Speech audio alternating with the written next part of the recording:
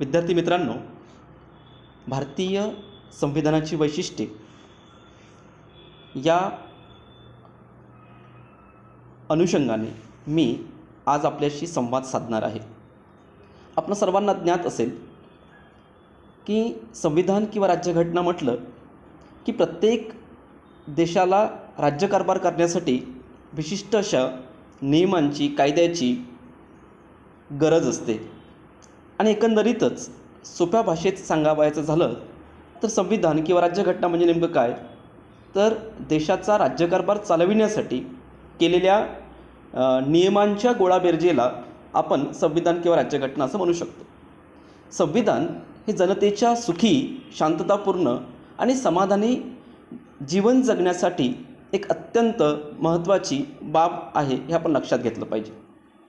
संविधान जर नसेल तर शासन त्यांना वाटेल त्या पद्धतीची मनमानी करण्याचा प्रयत्न करेल आणि जेव्हा अशी परिस्थिती कुठल्याही देशामध्ये निर्माण होईल तेव्हा निश्चितच तिथे बेशिस्त, गोंधळ, अराजकता ही निर्माण होऊ शकते. आणि असं कुठलंही राष्ट्र हे खऱ्या अर्थानं शासन चालवू शकत नाही हे आपण लक्षात घेतलं पाहिजे.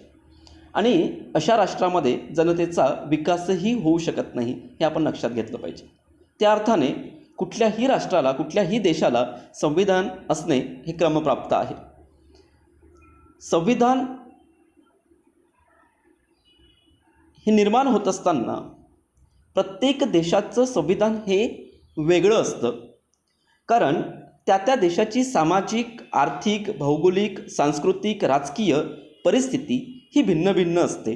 त्यांची ऐतिहासिक पार्श्वभूमी ही भिन्न असू शकते आणि म्हणून त्या विविध घटकांचा जो प्रभाव असतो तो त्या देशाच्या संविधानावर खऱ्या अर्थानं पडत असतो.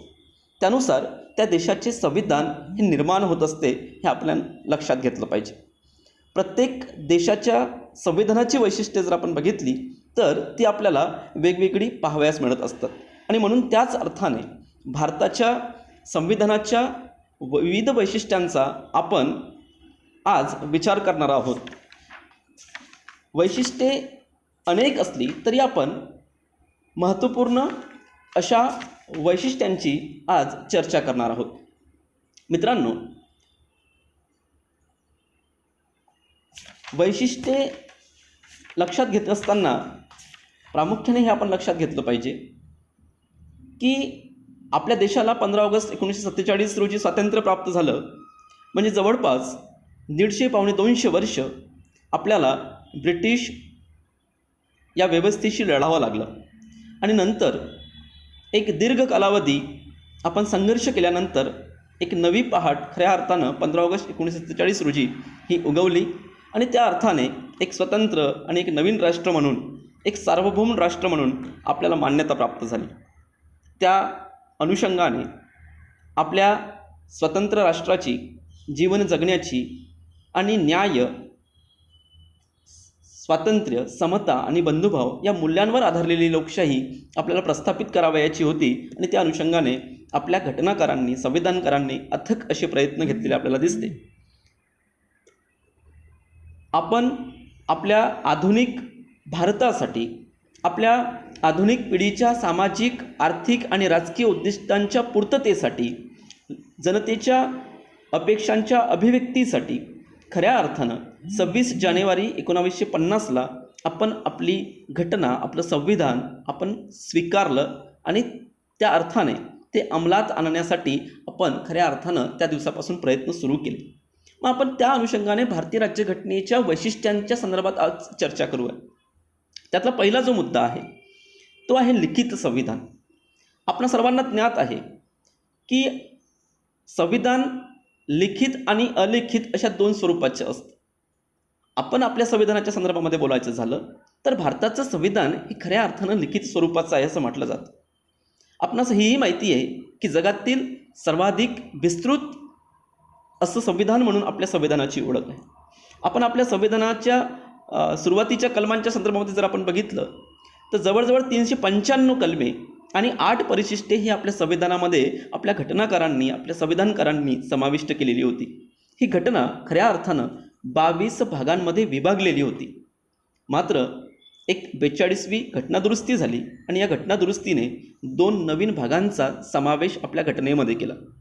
त्यामुळे नंतर ते एक 24 भाग झालेत, परंतु पुन्हा 1978मध्ये एक 44वी घटनादुरुस्ती झाली आणि ती जे 2 भाग खऱ्या अर्थानं समाविष्ट केले गेलेले होते 42व्या घटनादुरुस्तीने ते रद्द झाले. त्यामुळे आपण आपल्या घटनेमध्ये जर बघितलं तर भारतीय घटनेमध्ये तेव्हा 395 कलमे, म्हणजे 1978 नंतर जर आपण बघितलं तर 395 कलमे, 12 परिशिष्टे आणि 22 भागांमध्ये आपली घटना ही विभागल्या गेलेली आपल्याला दिसते. दुसरं वैशिष्ट्य जगातील मोठी राज्यघटना किंवा विस्तृत राज्यघटना म्हणून. भारताची राज्यघटना जगात सर्वात मोठी आहे, हे तर वैशिष्ट्य आहेत. त्याबरोबरच या घटनेमध्ये खऱ्या अर्थानं जगातील इतर राष्ट्रांच्या तुलनेमध्ये भारतामध्ये सर्वाधिक कलमे आपल्या घटनेमध्ये ही समाविष्ट केलेली आहेत. जगाच्या पटलावर कुठल्याही राष्ट्राकडे इतकं मोठं संविधान नाही, हे आपण लक्षात घेतलं पाहिजे. आणि म्हणून जगातील सर्व देशांच्या राज्यघटनेशी आपण तुलना जर केली तर भारताची राज्यघटना जगात सर्वात मोठी राज्यघटना आहे, हे स्पष्ट होतं. मी तिसऱ्या वैशिष्ट्याकडे येतो, निर्मित राज्यघटना. आता निर्मित राज्यघटना मी यासाठी म्हणतो कारण भारताची राज्यघटना हे इंग्लंडप्रमाणे रूढी परंपरेच्या अनुषंगाने उत्क्रांत झालेली नाही, तर ती निर्माण केलेली आहे.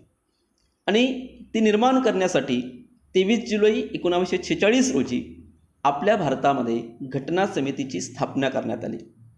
आणि या घटना समितीची पहिली बैठक ही 9 डिसेंबर 1946ला खऱ्या अर्थानं झाली. 29 नोव्हेंबर 1949ला घटना ही खऱ्या अर्थानं स्वीकृत करण्यात आली व ती मान्य करण्यात आली. ही घटना तयार करण्यासाठी जवळजवळ 2 वर्ष 11 महिने 18 दिवस इतका दीर्घ कालावधी लागला. म्हणजे जवळपास 3 वर्ष हे भारतीय राज्यघटना निर्माण करण्यासाठी लागलेलं आपल्याला प्रामुख्याने दिसतात. आणि म्हणून निर्मित राज्यघटना हेही एक महत्त्वपूर्ण वैशिष्ट्य आपल्या संविधानाच्या संदर्भात म्हणता येईल. चौथ्या वैशिष्ट्याकडे मी येतो, अंशतः परिवर्तनीय व अंशतः परिदृढ राज्यघटना हे एक महत्त्वपूर्ण वैशिष्ट्य आहे. कारण आपल्या संविधानामध्ये साध्या आणि सोप्या पद्धतीने बदल करता यावा हा दृष्टिकोन लक्षात घेऊन संविधानकारांनी घटना परिवर्तनीय आणि लवचिक असावी हा दृष्टिकोन खऱ्या अर्थानं आपल्या घटनेमध्ये स्वीकारलेला आपल्याला दिसतो. परंतु इंग्लंडच्या राज्यघटनेचा जर आपण विचार केला तर तिथे परिवर्तन घटनेमध्ये करण्यासाठी एक विशिष्ट पद्धती त्यांनी स्वीकारली. अमेरिकेमध्ये पद्धती त्यांनी वेगळी स्वीकारली. अमेरिकेमध्ये परिदृढ राज्यघटना घटनादुरुस्तीचा विचार तिथे आहे. आणि त्या अर्थाने जर आपण बघितलं तर भारतीय राज्यघटनेमध्ये घटनादुरुस्तीसाठी साध्या आणि विशिष्ट अशा बहुमताचा वापर केला जावा हा दृष्टिकोन स्वीकारलेला आपल्याला दिसतो. म्हणजेच अमेरिकेच्या घटनेप्रमाणे ताठरही नको आणि इंग्लंडच्या घटनेप्रमाणे परिवर्तनीयही नको, तर ती अंशतः परिदृढ आणि अंशतः परिवर्तनीय असावे हा दृष्टिकोन घटनाकारांच्या मनात आपल्याला दिसतो. आणि त्या अनुषंगाने भारतीय घटनेच्या कलम 368मध्ये घटना दुरुस्तीची प्रक्रिया दिलेली आपल्याला दिसते. म्हणूनच की काय, आज आपल्या घटनेमध्ये 447च्या जवळपास कलमे असलेली आपल्याला आपल्या घटनेकडे हे विविध कलमे आज घटनादुरुस्ती होऊन समाविष्ट झालेली दिसतात. याचाच अर्थ असा की या 60-70 वर्षाच्या कालावधीमध्ये अनेक घटनादुरुस्ती ही भारतीय घटनेच्या संदर्भामध्ये झालेल्या आहेत, हे आपण सर्वांनी लक्षात घेतलं पाहिजे. आणि म्हणूनच अंशतः परिवर्तनीय आणि अंशतः परिदृढ राज्यघटना एक महत्त्वपूर्ण वैशिष्ट्य आपल्याला सांगता येईल. त्यानंतरच्या मी वैशिष्ट्याकडे येतो, संघराज्यांची निर्मिती. संघराज्य याचा अर्थ केंद्र सरकार आणि राज्य सरकार यांच्यात केलेली सत्तेची विभागणी होय. संघराज्यात सत्तेचं विकेंद्रीकरण केलेलं असतं आणि भारतीय संघराज्य हे केंद्रोत्सारी पद्धतीचे आहे. त्या अनुषंगाने भारतीय संघराज्य स्वतंत्र आणि सार्वभौम असलेल्या राज्यांनी एकत्र येऊन बनविलेले नाही, तर ती पूर्वीपासून एकात्म असलेल्या राज्याचे प्रांत वा राज्य निर्माण करून त्यांना स्वायत्तता देण्यात आलेली आहे. त्यामुळे स्वतंत्र भारताचे संघराज्य सत्तेच्या विकेंद्रीकरणापेक्षा सत्तेच्या केंद्रीकरणावर भर देणारे आहे असं आपल्या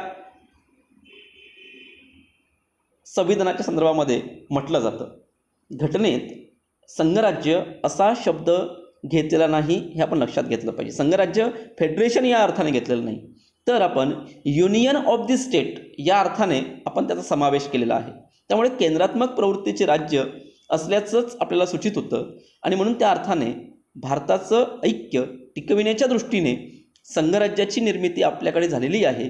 आणि म्हणून अमेरिकेकडून जरी आपण ते घेतलेलं असलं तरी प्रामुख्याने इथे एक बाब सांगावीशी वाटते, ती ही की अमेरिकेत जे विविध घटक राज्य आहेत ते विविध घटक राज्य एकत्र हे करारातून आलेली आहेत आणि त्या मोबदल्यामध्ये त्यांना त्या युनियनमधून बाहेर पडण्याचा सुद्धा अधिकार प्राप्त झालेला आहे.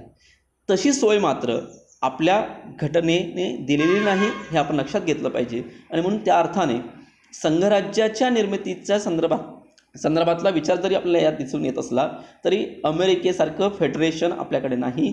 आपण फेडरेशन ही संकल्पना जरी घेतलेली असली तरी आपण ती युनियन या अर्थाने घेतलेली आहे, हे आपण सर्वांनी लक्षात घेतलं पाहिजे. त्यानंतरचं जे वैशिष्ट्य आहे ते आहे एकेरी नागरिकत्वाचं.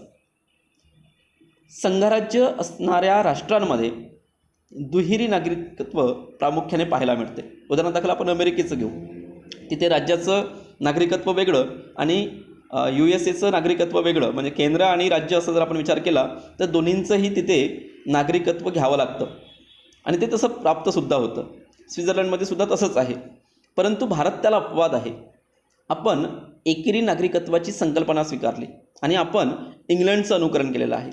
भारताने एकेरी नागरिकत्वाचा स्वीकार केलेला आपल्याला दिसतो. याचा अर्थ केंद्र सरकारच्या कायद्याने आपणास नागरिकत्व प्राप्त होते. घटक राज्यांना स्वतःचे स्वतंत्र नागरिकत्व नाही, हे आपण लक्षात घेतलं पाहिजे. म्हणून आपण महाराष्ट्रात राहत असलो तरी आपल्याला महाराष्ट्राचं नागरिक आपण म्हणत नाही, आपण भारताचे नागरिक असं म्हणतो. आणि म्हणून त्या अर्थाने खऱ्या अर्थानं नागरिकत्व देत असताना आपल्या देशामध्ये जात, धर्म, वंश, आर्थिक, शैक्षणिक आणि सामाजिक आधारावर कुठल्याही प्रकारचा भेदभाव केला जात नाही. आणि म्हणूनच भारतीय राज्यघटनेच्या दुसऱ्या भागातील कलम 505 ते 11 यामध्ये भारतीय नागरिकत्वाच्या संदर्भामध्ये तरतुदी केलेल्या आहेत, हे आपण सर्वांनी लक्षात घेतलं पाहिजे. त्यानंतरचं जे वैशिष्ट्य आहे ते आहे एकच राज्यघटना. भारतीय संघराज्याची ही एकच राज्यघटना आपल्याला प्रामुख्याने दिसून येते. राज्यांना संघराज्यातून फुटून निघण्याचा अधिकार आपल्या देशामध्ये नाही आणि म्हणून त्या अर्थाने घटक राज्यांची स्वतंत्र राज्यघटना आपल्याला दिसून येत नाही. याचं कारण असं आहे की इंग्रजांनी भारतामध्ये एकात्म राज्य पद्धती प्रस्थापित केलेली असल्याने प्रांताची स्वतंत्र घटना तेव्हा अस्तित्वात नव्हती. आणि मग स्वातंत्र्य मिळाल्यानंतरच्या संदर्भात जर आपण विचार केला तर प्रांताची स्वतंत्र घटना ठेवण्यात आलेली नव्हती. मात्र त्याला अपवाद एक आहे, तो आहे जम्मू काश्मीरचा. कारण जम्मू काश्मीरच्या संदर्भामध्ये कलम 370 च्या संदर्भातून विशिष्ट अशा तरतुदी करण्यात आलेल्या आहेत. आणि म्हणून असं म्हटलं जातं की तेथील नागरिकांना एक विशिष्ट स्वरूपाचा दर्जा प्राप्त झालेला आपल्याला दिसतो. तो तेवढासा एक अपवाद आपण लक्षात घेतलं पाहिजे. त्यानंतरच्या वैशिष्ट्याकडे मी येतो, ते आहे जनतेचं सार्वभौमत्व. मित्रांनो, लोकशाहीचा स्वीकार केलेल्या आपल्या या देशामध्ये जनतेचं सार्वभौमत्व हे खऱ्या अर्थानं मान्य केलेलं आहे.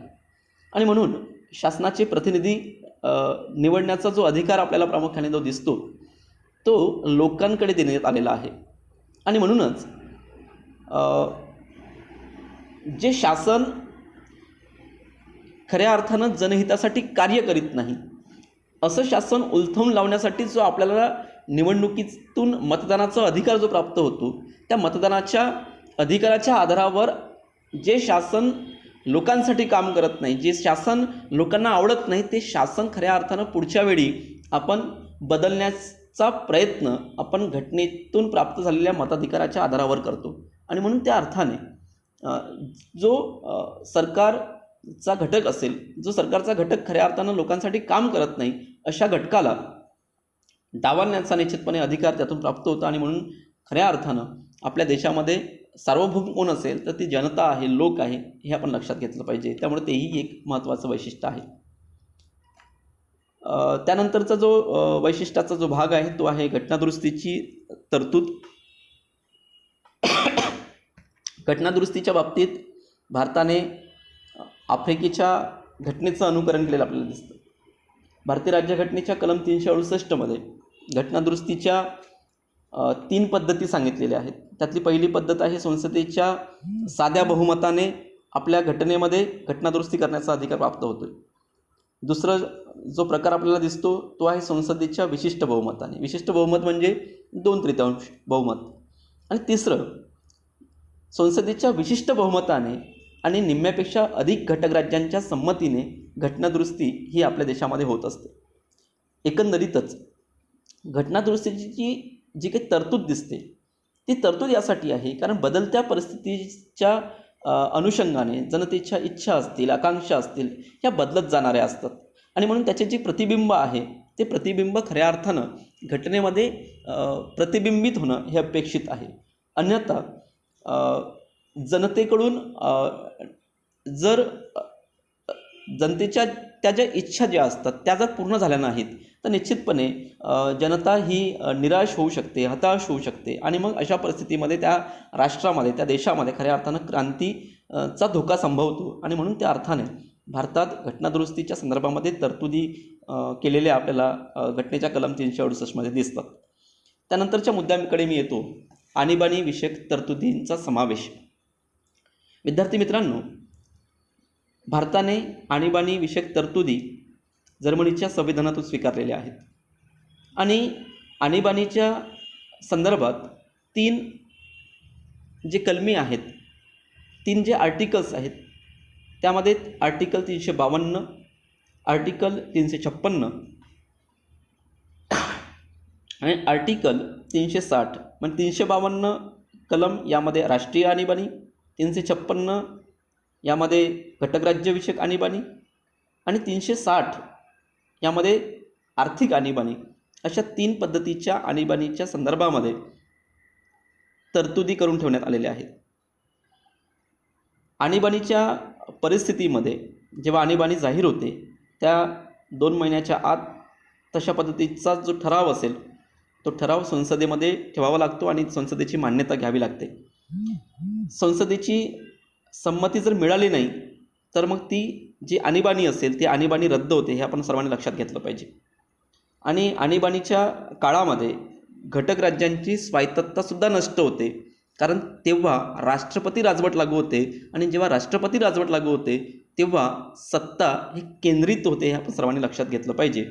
आणि त्या अर्थाने राष्ट्रपतीच्या आणीबाणी विषयक अधिकाराच्या संदर्भात घटना समितीमध्ये तेव्हाही मतभेद होते कारण राष्ट्रपती या अधिकारामुळे हुकुमशाह बनू शकतो अशी भीती त्या अनुषंगाने व्यक्त झालेली होती, हे आपण सर्वांनी लक्षात घेतलं पाहिजे. मात्र तरीही आणीबाणी विषयक तरतुदीचा समावेश आपल्या घटनेमध्ये झालेला आहे, आपण सर्वांनी लक्षात घेतलं पाहिजे. आणि जसं मी म्हटलं की आर्टिकल 352, आर्टिकल 356 आणि आर्टिकल 360 हे 3ही आणीबाणीची कलमेसुद्धा आपण सर्वांनी लक्षात ठेवली पाहिजे. त्यानंतरच्या महत्त्वपूर्ण मुद्द्याकडे मी येतो, जे महत्त्वाचं एक वैशिष्ट्य आपण म्हणू शकतो, मूलभूत अधिकार, ज्याला आपण फंडामेंटल राईट्स असं म्हणतो. मूलभूत अधिकार आपण अमेरिका आणि रशिया या राष्ट्रांकडून घेतलेली आहेत. मूलभूत हक्क हे अत्यंत महत्त्वाचे, हे आपण सर्वांनी लक्षात घेतलं पाहिजे. मात्र आणीबाणीच्या काळात मात्र मूलभूत अधिकार हे रद्द होत असतात. आणि आपण आपल्या भारतीय संविधानाचा जर विचार केला तर भारतीय संविधानाच्या कलम 14 ते 32 यामध्ये हे मूलभूत अधिकार आपणास प्राप्त झालेले आहेत. घटना जेव्हा निर्माण झाली तेव्हा 7 मूलभूत अधिकारांचा समावेश आपल्या घटनेमध्ये होता. मात्र संपत्तीचा जो मूलभूत अधिकार आपणास प्राप्त झालेला होता तो रद्द करण्यात आलेला आहे.